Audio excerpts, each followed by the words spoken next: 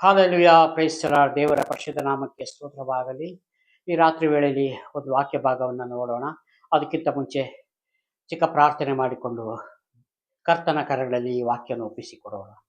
ಪ್ರೀತಿ ಸ್ವರೂಪನಾದ ದೇವರೇ, ಯೇಸು ಸ್ವಾಮಿ, ನಿಮಗೆ ಸ್ತೋತ್ರಪ್ಪ. ಪವಿತ್ರಾತ್ಮರೇ, ನಿಮಗೆ ಸ್ತೋತ್ರ.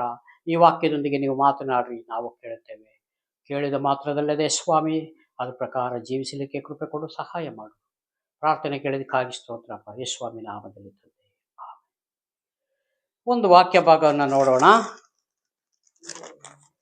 1 ಯೋಹಾನ 5ನೇ ಅಧ್ಯಾಯ, ಅದರಲ್ಲಿ ಫಸ್ಟ್ 1ನೇ ವಚನವಾಗಿದೆ.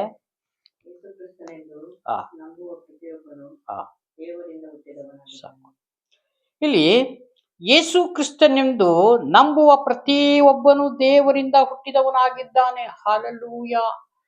ದೇವರು ಸ್ವಂತ ಕೈಯಿಂದ ನಮ್ಮನ್ನ ರೂಪಿಸಿದ್ರು. ಹಾಲೆಲೂಯಾ. ಆದಾಮನ ನಾವು ನೋಡುವಾಗ ಮಣ್ಣಿನಿಂದ ಮನುಷ್ಯನನ್ನ ಮಾಡಿದ್ರು. ದೇವರು ಎಲ್ಲವನ್ನು ಸ್ವಂತ ಕೈಯಿಂದ ರೂಪಿಸಿ ತನ್ನ ಜೀವ ಶ್ವಾಸವನ್ನ ಆ ಮನುಷ್ಯನಿಗೆ ಓದಿದ್ರು. ಅದಕ್ಕೆ ದೇವರಲ್ಲಿ ಹೇಳ್ತಾರೆ,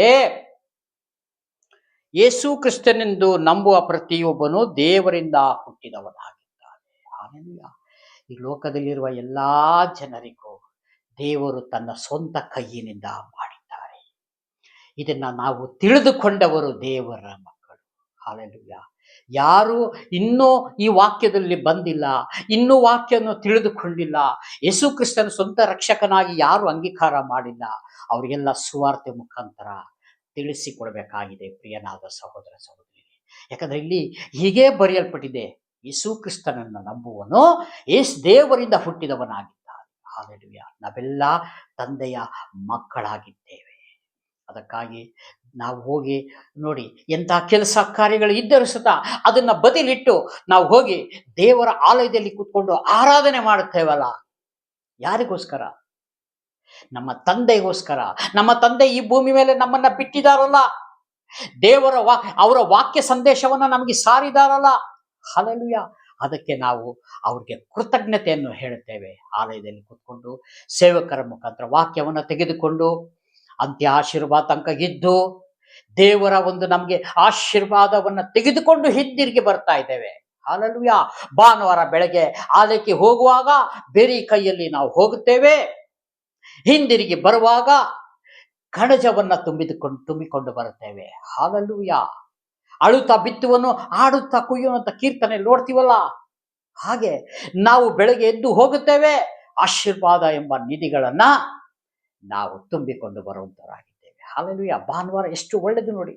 ದೇವರನ್ನ ಆರಾಧನೆ ಮಾಡಿಕೊಂಡು ನಾವು ಹಿಂದಿರುಗಿ ಮನೆಗೆ ಬರುವಾಗ ಎಂತ ಸಂತೋಷ, ಎಂತ ಸಮಾಧಾನ. ಅದಕ್ಕೆ ಯೇಸು ಹೇಳ್ತಾರಲ್ಲ, ನಾನು ಕೊಡುವಂತ ಸಮಾಧಾನ ಲೋಕದ್ದು ಅಲ್ಲ. ಹಾಲೆಲೂಯಾ. ಪರಲೋಕದ ಸಮಾಧಾನ ನಿಮಗೆ ಕೊಡ್ತೇನೆ ನಾನು. ಆ ಸಮಾಧಾನವನ್ನ ನಾನು ಕೊಟ್ಟು ಹೋಗುತ್ತೇನೆ ನಿಮಗೆ. ಮತ್ತೆ ಹೋಗಿ ಪರಲೋಕದಲ್ಲಿ ತಂದೆಯ ಮನೆಯಲ್ಲಿ ಬಹಳ ಬಿಡಾರ ಇದೆ, ಆ ಬಿಡಾರದಲ್ಲಿ ಸಿದ್ಧ ಮಾಡಿಬಿಟ್ಟು ಪುನಃ ಬಂದು ನಿಮ್ಮನ್ನ ಕರ್ಕೊಂಡು ಹೋಗ್ತೇನೆ. ಅಲ್ಲಿ ತನಕ ನೀವು ಹೋಗಿ ಜಗತ್ತೆಲ್ಲ ಸುವಾರ್ತೆ ಸಾರಿ. ಯಾರಾದ್ರೂ ಬರುವುದಾದರೆ ಅವರನ್ನು ಒಳಗಡೆ ಸೇರಿಸಿಕೊಳ್ಳಿರಿ. ಎಷ್ಟು ಚೆನ್ನಾಗಿ ಹೇಳ್ತಾರೆ. ನೀವು ಮಾತ್ರ ಪರಲೋಕ ಹೋಗಿದ್ರೆ ಸಾಕ? ನಮ್ಮನ್ನ ಕೇಳ್ತಾರೆ ಸ್ವಾಮಿ. ಯಾರಿಗಾದ್ರೂ ಒಬ್ಬರಿಗಾದ್ರೂ ಒಂದು ಸುವಾರ್ತೆ ಮುಖಾಂತರ ಆತನ ರಕ್ಷಣೆಗೆ ಬಂದು ಬಿಟ್ರೆ ಆತನನ್ನು ಪರಲೋಕ ಕರ್ಕೊಂಡು ಹೋಗ್ಬೋದಲ್ಲ. ಅದಕ್ಕಾಗಿ ನಿಮ್ಮನ್ನ ನಾನು ಈ ಲೋಕದಲ್ಲಿ ಬಿಟ್ಟಿದ್ದೇನೆ. ಹೋಗ್ರಿ, ನಿಮ್ಮ ಸಾಕ್ಷಿಗಳನ್ನ ಹೇಳ್ರಿ. ನಾನು ನಿಮಗೆ ಅದ್ಭುತ ಕಾರ್ಯ, ಮಹತ್ ಕಾರ್ಯಗಳು ನಿಮಗೆ ನಿಮ್ಮ ಬಾಳಿನಲ್ಲಿ ಮಾಡಿದ್ದೀನಲ್ಲ, ಅದನ್ನೆಲ್ಲ ನೀವು ಇತರರಿಗೆ ತೋರಿಸಿಕೊಡ್ರಿ. ಹಾಲೆಲೂಯಾ. ಅದಕ್ಕಾಗಿ ನಾನು ನಿಮ್ಮನ್ನ ಕಳಿಸಿದ್ದೇನೆ. ದೇವರು ಎಷ್ಟು ಚೆನ್ನಾಗಿ ಮಾತನಾಡ್ತಾರೆ. ಆ ಶಬ್ದವನ್ನ ನಾವು ಲಾಲಿಸಬೇಕು, ಆ ಶಬ್ದವನ್ನ ನಾವು ಕೇಳ್ಬೇಕು ಕೂತ್ಕೊಂಡು. ಹಾಲೆಲೂಯಾ. ಅವಾಗಲೇ, ಯಾಕಂದ್ರೆ ನಾವು ವಾಕ್ಯ ಓದ್ತೇವೆ, ಪ್ರಾರ್ಥನೆ ಮಾಡ್ತೀವಿ, ಎದ್ದು ಹೊರಗಡೆ ಬಂದ್ಬಿಡ್ತೇವೆ. ನಮ್ಮ ಮನೆಗಳಲ್ಲೂ ಸಂಜೆ ಕುಟುಂಬ ಪ್ರಾರ್ಥನೆ ಮಾಡುವಾಗ ನಮ್ಮ ಪ್ರಾರ್ಥನೆ ದೇವರು ಕೇಳಿದ್ದಾರೆ, ದೇವರಿಂದ ಉತ್ತರವನ್ನ ಬರೋ ತನಕ ನಮ್ಗೆ ಕೇಳ್ತಾ ಇಲ್ಲ. ನಾವು ಹಾಲೆಲೂಯಾ ಕೇಳಬೇಕು. ದೇವರು ಏನು ಮಾತನಾಡ್ತಾರೆ ಎಂಬುದಾಗಿ ದೇವರ ಸನ್ನಿಧಿಯಲ್ಲಿ ಕೂತ್ಕೊಂಡು ಕೇಳಬೇಕು ನಾವು. ನಾವು ಅದು ಆ ಸಮಯ ಬರೋ ತನಕ ಸ್ವಲ್ಪ ತಡ ಆಗ್ಬೋದು, ಕೆಲವೊಮ್ಮೆ ಇನ್ನೂ ಲೇಟ್ ಆಗ್ಬೋದು, ನಮಗೆ ಗೊತ್ತಿಲ್ಲ. ಅದು ಅವರ ಇಷ್ಟ. ಅದು ಕೆಲವೊಬ್ಬರಿಗೆ ಒಂದು ಅರ್ಧ ಗಂಟೆ 20 ನಿಮಿಷ ಒಳಗೆ ಆತ್ಮದಲ್ಲಿ ದೇವರು ಮಾತನಾಡ್ತಾರೆ. ಕೆಲವೊಬ್ಬರಿಗೆ ಒಂದು ದಿವಸ ಬಿಟ್ಟು ಮಾತಾಡ್ತಾರೋ, ಯಾವಾಗ ಮಾತಾಡ್ತಾರೋ ನನಗೆ ತಿಳಿಯೋದು. ಅದಕ್ಕಾಗಿ ದೇವರ ಸಮಯವನ್ನು ಕಾಯಬೇಕಾಗಿದೆ ನಾವು. ಹಾಲೆಲೂಯಾ. ಕೆಳಗೋದಮ್ಮ. ಯಾವನು ಹುಟ್ಟಿಸಿದ ತಂದೆಯನ್ನು ಪ್ರೀತಿಸುತ್ತಾನೋ ಹಾ ಅವನು ತಂದೆಯಿಂದ ಹುಟ್ಟಿದವರೆಲ್ಲರನ್ನು ಪ್ರೀತಿಸುತ್ತಾನೆ. ನೋಡಿ, ಯಾವನು ಹುಟ್ಟಿಸಿದನೋ ಹುಟ್ಟಿಸಿದ ತಂದೆಯನ್ನು ಪ್ರೀತಿಸುತ್ತಾನೆ. ಹುಟ್ಟಿಸಿದ ತಂದೆಯನ್ನು ಪ್ರೀತಿಸುತ್ತಾನೋ ತಂದೆಯಿಂದ ಹುಟ್ಟಿದವರೆಲ್ಲರನ್ನು ಅವನು ತಂದೆಯಿಂದ ಹುಟ್ಟಿದವರು ಎಲ್ಲರನ್ನು ಪ್ರೀತಿಸುತ್ತಾನೆ. ಅಂದರೆ ದೇವರ ಮಕ್ಕಳನ್ನ ಎಲ್ಲಾರನ್ನು ನೋಡಿ, ದೇವರ ಮಕ್ಕಳಲ್ಲೇ ನಿಮ್ಮ ಪ್ರೀತಿ, ನಮ್ಮ ಸಮಾಧಾನ ಎಲ್ಲ ಇರಬೇಕು. ಇವತ್ತು ಆಲಯದಲ್ಲಿ ನಾವು ಪ್ರಸಂಗದಲ್ಲಿ ಕೇಳುವಾಗ ಅನ್ಯರ ಜೊತೆಗೆ ಇಜ್ಜೋಡರಾಗಬೇಡ್ರಿ. ಇವತ್ತು ಎಂಥದ್ದು ಫ್ರೆಂಡ್ಶಿಪ್ ಡೇ ಅಂತ ಇದೆ ಈ ಲೋಕದಲ್ಲಿ. ಆದರೆ ದೇವರ ಮಕ್ಕಳು ನಾವು ಹೊರಗಡೆ ಸ್ನೇಹಗಳನ್ನ ಕಡಿಮೆ ಮಾಡಬೇಕು. ಯಾಕಂದ್ರೆ ದೇವರ ವಾಕ್ಯ ತಿಳಿದವರ ಸಂಗಡ ನಾವು ಸ್ನೇಹಿತರಾಗಿದ್ದರೆ ದೇವರ ಮೇಲಿರೋ ಪ್ರೀತಿಯನ್ನ ನಮ್ಮನ್ನ ಕಡಿಮೆ ಮಾಡಿಸಿ ಬಿಡ್ತದೆ. ಹಾಲೆಲೂಯಾ. ಯಾವಾಗ ನಾವು ದೇವರ ಮಕ್ಕಳಲ್ಲಿ ನಾವು ಸ್ನೇಹಿತರನ್ನಾಗಿ ಮಾಡಿಕೊಳ್ತೇವೋ, ನಾವು ಮಾತಾಡುವುದು ಎಲ್ಲವನ್ನು ದೇವರ ವಾಕ್ಯವೇ ಹೊರತು ಬೇರೆ ಅಲ್ಲ. ನೋಡಿ ಎಷ್ಟು ವ್ಯತ್ಯಾಸ ಇದೆ ಲೋಕದವರಿಗೂ ದೇವರ ಮಕ್ಕಳಿಗೂ. ನಾವು ಲೋಕದಲ್ಲಿರುವಾಗ ಏನಾಗ್ತದೆ ಅಂದ್ರೆ ಇಲ್ಲಿಗೆ ಸಂಬಂಧಪಟ್ಟ ವಿಷಯಗಳನ್ನೆಲ್ಲ ಮಾತನಾಡ್ತೇವೆ. ಹಾಲೆಲೂಯಾ. ಭಾನುವಾರ ಮಾತ್ರ ಆಲಯದಲ್ಲಿ ಕೂತ್ಕೊಂಡು ವಾಕ್ಯ ಕೇಳ್ತೇವೆ, ಮತ್ತೆ ಹೊರಗಡೆ ಬಂದ ಮೇಲೆ ಸ್ನೇಹ ಸಂಘ. ಇಲ್ಲಿಗಲ್ಲ ದೇವರು ನಮ್ಮನ್ನ ಕರೆದಿರೋದು ಪ್ರಿಯನಾದ ಸಹೋದರ ಸಹೋದರಿ. ಅವಾಗ 6 ದಿವಸ ನಾವು ಹೊರಗಡೆ ಸ್ನೇಹದಲ್ಲಿದ್ದು, ಒಂದು ವಾರ ಭಾನುವಾರ ಮಾತ್ರ 2 ಗಂಟೆ ನಾವು ಹೋಗಿ ಆಲಯದಲ್ಲಿ ಕೂತ್ಕೊಂಡು ಬಂದ್ರೆ ನಮ್ಗೆ ಎಲ್ಲಿ ಆಗ್ತದೆ? ಈಗ ಒಂದು ಎಜುಕೇಶನ್ ಮಾಡ್ಬೇಕಾದ್ರೆ ವಾರಕ್ಕೆ 1 ಕ್ಲಾಸ್ ಇದೆಯಾ, ಇಲ್ಲ ಒಂದು ತಿಂಗಳಿಗೆ 1 ಕ್ಲಾಸ್ ಇದೆಯಾ? ಅವಾಗ ಆತನು ಓದು ಮುಗಿಸುವುದು ಯಾವಾಗ? ಜಯಿಸೋದು ಯಾವಾಗ? ಅವನಿಗೆ ಸರ್ಟಿಫಿಕೇಟ್ ಸಿಗೋದು ಯಾವಾಗ? ಹಾಲೆಲೂಯಾ. ಅದಕ್ಕೆ ಸೋಮವಾರದಿಂದ ಶನಿವಾರ ತನಕ ಕ್ಲಾಸ್ಗಳು ಯಾಕೆ ಇರ್ತದೆ ಅಂದ್ರೆ, ಪ್ರತಿ ದಿವಸ ನಿಮಗೆ ಕ್ಲಾಸ್ನಲ್ಲಿ ಟೀಚಿಂಗ್ ಮಾಡ್ತಾ ಇರ್ತಾರೆ. ಅವಾಗಲೇ ನೀವು ವರ್ಷಕ್ಕೊಮ್ಮೆ ನೀವು ಒಂದು ಕ್ಲಾಸಿಂದ ಒಂದು ಕ್ಲಾಸನ್ನ ನೀವು ದಾಟಿ ಹೋಗುವಂತಕ್ಕೆ ಅನುಕೂಲ ಆಗ್ತದೆ. ಹಾಲೆಲೂಯಾ. ಇಲ್ಲಿ ವಾಕ್ಯಾರಾಧನೆ ಕಡಿಮೆ, ಹೊರಗಡೆ ಸ್ನೇಹ ಜಾಸ್ತಿ. ಅವಾಗ ಎಲ್ಲಿ ನಮ್ಗೆ ದೇವರಲ್ಲಿ ಬೆಳಿಲಿಕ್ಕೆ ಆಗುವುದೇ ಇಲ್ಲ. ಈ ದಾರಿಯ ಮಗ್ಗಲಲ್ಲಿ ಬಿದ್ದಿರುವ ಬೀಜಕ್ಕೆ ಹೋಲಿಕೆ ಆಗ್ಬಿಡ್ತೇವೆ. ಹಾಲೆಲೂಯಾ. ಕೆಲವೊಂದು ಮಗ್ಗಲಲ್ಲಿ ಬಿದ್ದು, ಕೆಲವೊಂದು ಮುಳ್ಳು ಗಿಡದಲ್ಲಿ ಬಿದ್ದು, ಕೆಲವೊಂದು ಬಂಡೆ ಮೇಲೆ ಬಿದ್ದು ಒಣಗಿ ಹೋಯ್ತು. ಆ ರೀತಿ ಆಗಬಾರದು. ಯಾಕಂದ್ರೆ ಇವತ್ತು ನಮಗೆ ಚೆಂದಾಗಿರ್ತದೆ ಲೋಕದಲ್ಲಿ, ಒಂದು ದಿವಸ ನಾವು ಹೋಗಲೇಬೇಕು. ಯಾರು ಇಲ್ಲಿ ನಿಲ್ಲಿಕ್ಕೆ ಆಗುವುದಿಲ್ಲ. ಯಾರೂ ಶಾಶ್ವತ ಅಲ್ಲ.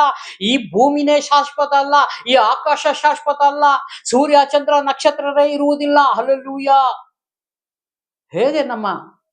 ಹೇಗೆ ತಂದೆಯ ಮುಂದೆ ನಿಲ್ಲುವುದು? ತಂದೆಯ ಮುಂದೆ, ಆ ನ್ಯಾಯಶಾಸನದ ಮುಂದೆ ನಾವು ಹೋಗ್ಬೇಕು ಅಂದ್ರೆ ಇಲ್ಲಿ ಒಳ್ಳೆ ಎಕ್ಸಾಮ್ ಅನ್ನ ಬರೀಬೇಕು. ಪ್ರಿಯನಾದ ಸಹೋದರ ಸಹೋದರಿ, ಎಕ್ಸಾಮಿಗೆ ಬೇಕಾಗಿದ್ದ ಪುಸ್ತಕ ಇದೆ. ಯಾಕಂದ್ರೆ ನಾವು ಪರಲೋಕ ರಾಜ್ಯ ಹೋಗಲಿಕ್ಕೆ ಮಾರ್ಗದರ್ಶಿಯಾಗಿದೆ ಈ ಗ್ರಂಥ, ಸತ್ಯವೇದ.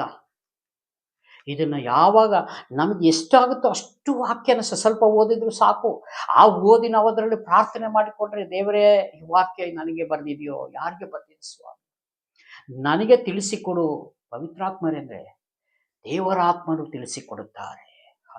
ಅದಕ್ಕೆ ಯೇಸು ಸ್ವಾಮಿ, ನಾನು ಹೋಗಿ ಬರೋದಕ್ಕೆ ತಂದೆ ಮನೆಯಲ್ಲಿ ಬಿಡಾರವನ್ನು ಸಿದ್ಧ ಮಾಡಿ ಬರುತ್ತೇನೆ, ಅಲ್ಲಿ ತನಕ ನಿಮಗೆ ಸತ್ಯದ ಆತ್ಮವನ್ನು ನಿಮಗೆ ಕೊಟ್ಟು ಹೋಗುತ್ತೇನೆ, ಅಂದರೆ ನಿಮ್ಮ ಒಳಗೆ ವಾಸ ಮಾಡಲಿಕ್ಕೆ.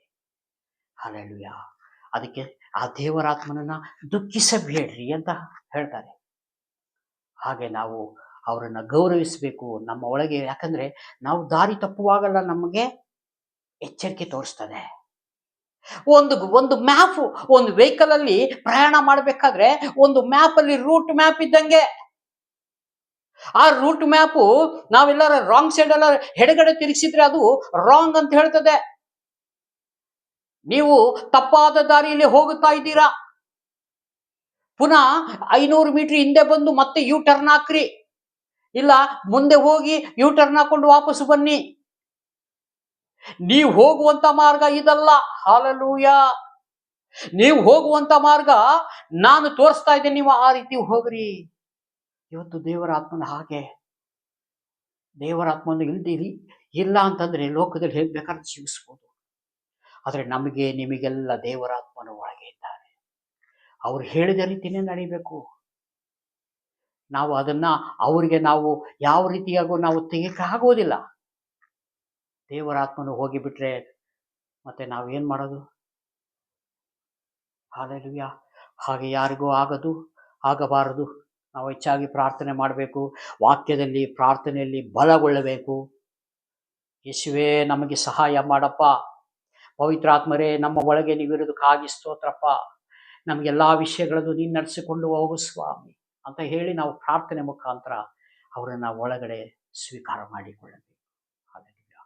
ಹಾಗಾಗಿ ಈ ಕೆಳಗಡೆ ಹೋದ ಒಂದೊಂದು ವಾಕ್ಯ ಇದೆ.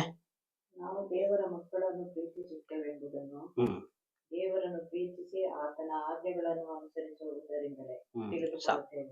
ನೋಡಿ, ದೇವರನ್ನು ಪ್ರೀತಿಸಿ ಆತನ ಆಜ್ಞೆಗಳನ್ನು ಅನುಸರಿಸುವುದರಿಂದಲೇ ತಿಳಿದುಕೊಳ್ಳುತ್ತೇವೆ. ಹಾಲೆಲೂಯಾ.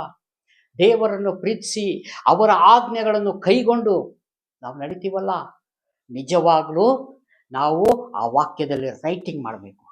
ಸ್ವಾಮಿ ಇದರೆಲ್ಲ ನಾನು ಸರಿ ಇದ್ದೀನಪ್ಪ. ಈಗ ನೀವು ಹೇಳಿದ ಈ ವಾಕ್ಯದಿಂದಲೇ ನಾವು ಅದ್ರ ಪ್ರಕಾರನೇ ಇದ್ದೇವೆ ಸ್ವಾಮಿ. ಹಾಲೆಲೂಯಾ. ನೋಡಿ, ಇನ್ನೊಂದ್ಸಲ ಆ ವಾಕ್ಯವನ್ನು ತೆಗೆದುಕೊಳ್ತೇನೆ. ದೇವರನ್ನು ಪ್ರೀತಿಸಿ ಆತನ ಆಜ್ಞೆಗಳನ್ನು ಅನುಸರಿಸುವುದರಿಂದಲೇ ತಿಳಿದುಕೊಳ್ಳುತ್ತೇವೆ. ಇಲ್ಲ ಅಂದ್ರೆ ತಿಳ್ಕೊಳ್ಳೋಕೆ ಆಗುವುದಿಲ್ಲ. ದೇವರನ್ನು ಪ್ರೀತಿಸಬೇಕು, ವಾಕ್ಯವನ್ನು ಕೈಗೊಂಡು ನಡಿಬೇಕು, ಅದ್ರ ಪ್ರಕಾರ ಜೀವಿಸಬೇಕು. ಅವಾಗ ನಾವು ದೇವರನ್ನ ತಿಳಿದುಕೊಂಡಿದ್ದೇವೆ, ಆತನ ಮಾರ್ಗದಲ್ಲೇ ನಡೀತಾ ಇದ್ದೇವೆ. ಹಾಲೆಲೂಯಾ. ದೇವರು ನೋಡ್ರಿ ಹೇಗೆ ನೀವು ಮಾರ್ಗ ತಪ್ಪಿ ಹೋಗಬಾರ್ದು ಅಂತ ದೇವರಿ ಹತ್ರ ಹೋಗಲಿಕ್ಕೆ ಇರುವಂತ ಮಾರ್ಗದರ್ಶಿಯಾಗಿ ನಮ್ಮನ್ನ ಇಲ್ಲಿ ಕೊಟ್ಟಿದ್ದಾರೆ. ಈ ಸಂದೇಶದಲ್ಲಿ ಬರೆಯಲ್ಪಟ್ಟಿದೆ. ಇದ್ರ ಪ್ರಕಾರ ಜೀವಿಸುವಂತವನು ಬಂಡೆಯ ಮೇಲೆ ಮನೆ ಕಟ್ಟುವಕ್ಕೆ ಹೋಲಿಕೆ ಆಗಿದೆ. ಹಾಲೆಲೂಯಾ. ಹಾಗಾಗಿ ಈ ಕೊಟ್ಟಂತ ಸಂದೇಶಕ್ಕಾಗಿ ಸ್ತೋತ್ರ ಮಾಡಿಕೊಳ್ಳೋಣ. ಚಿಕ್ಕ ಪ್ರಾರ್ಥನೆ ಮಾಡಿ ಮುಕ್ತಾಯ ಮಾಡಿಕೊಳ್ಳೋಣ. ಎಲ್ಲರೂ ಕಣ್ಣು ಮುಚ್ಚಿ ಪ್ರಾರ್ಥನೆ ಮಾಡೋಣ. ಪ್ರೀತಿ ಸ್ವರೂಪನಾದ ದೇವರೇ, ಕರುಣೆಯುಳ್ಳ ಕರ್ತಾವೇ, ನಿಮಗೆ ಸ್ತೋತ್ರಪ್ಪ. ಈ ವಾಕ್ಯದೊಂದಿಗೆ ನೀವು ಮಾತನಾಡೋದಕ್ಕಾಗಿ ಸ್ತೋತ್ರ ಸ್ವಾಮಿ. ಪವಿತ್ರಾತ್ಮರೇ, ನಿಮಗೆ ಸ್ತೋತ್ರಪ್ಪ. ಈ ವಾಕ್ಯದಲ್ಲಿ ಬೆಳೆದು ನಡೆಯಂತ ಕುಟುಂಬದಲ್ಲಿ ಸ್ವಾಮಿ ನೀದು ಆಳ್ವಿಕೆ ಮಾಡು ರಾಜಾವೇ. ಎಂದೆಂದೂ ಸ್ವಾಮಿ ಕೈ ಬಿಡದಂತೆ ನಡೆಸುವಂತ ಮಹಾದೇವರೇ, ನಿಮಗೆ ಕೋಟಿ ಕೋಟಿ ಸ್ತೋತ್ರಪ್ಪ.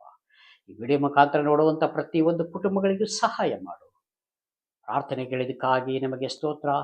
ಯೇಸು ಸ್ವಾಮಿ ನಾಮದಲ್ಲಿ ತಂದೆಯಾದ ದೇವರೇ, ಆಮೆನ್. Praise the Lord. ದೇವರೆಲ್ಲರನ್ನು ಆಶೀರ್ವದಿಸಲಿ. ಆಮೆನ್.